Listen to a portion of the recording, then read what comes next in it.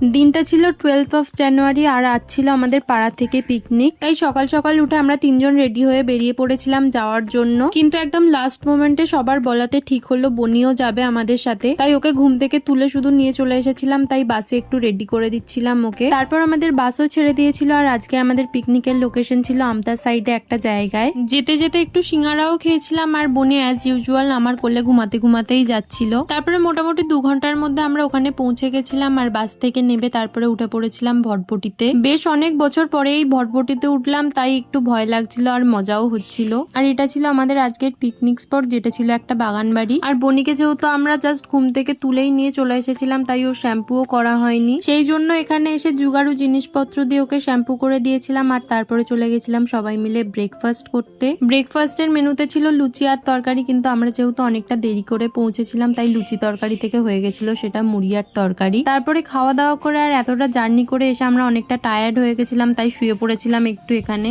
দেন একটু energy gain করার জন্য খাচ্ছিলাম চিকেন পকোড়া। নানা জোকসা পার্ট, এটা ছিল আমাদের মিড মর্নিং স্ন্যাক্স আর এর সাথে কফিও ছিল। তারপরে চলে গেছিলাম একটু নাচানাচি করতে, যেটা পিকনিকে এলে মাস্ট।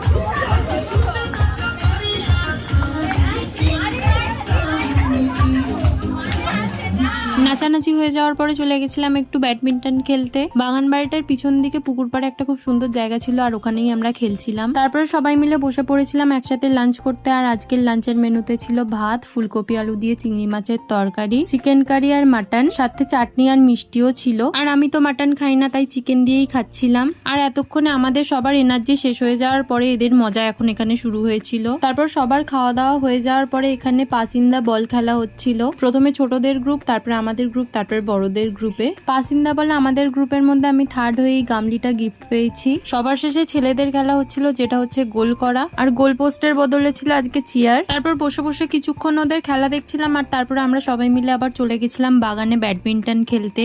বাড়িতে থাকলে তো এসব কিছুই হয় না, তাই আজকে এখানে এসে একদম জমিয়ে ব্যাডমিন্টন খেলছিলাম। তার সাথে সবাই একসাথে ছিলাম, তাই একসাথে সবাই মিলে টিম করে খেলতে বেশ ভালোই মজা হচ্ছিল। তারপরে কিছুক্ষণ পরে রেডি হয়ে আমরা ওখানে বসেছিলাম আর তারপরে উঠে পড়েছিলাম বাসে। আর এভাবেই কাটিয়েছিলাম আজকের দিনটা। মিনি ব্লগটা ভালো লাগলে অবশ্যই একটা লাইক করে দিও আর চ্যানেলটা সাবস্ক্রাইব করে দিও।